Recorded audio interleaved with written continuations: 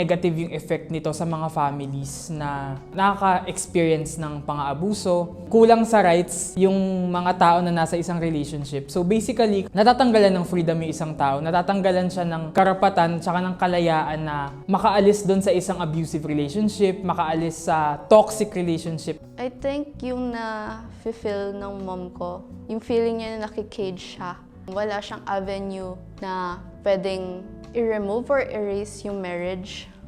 We can expect na higher yung rate ng abuse or mas magiging common yung abuse if we don't have divorce. And unhappiness, mababa yung, alam niyo yung rating ng happiest countries in the world. We're probably at the bottom kasi wala tayong divorce and free healthcare.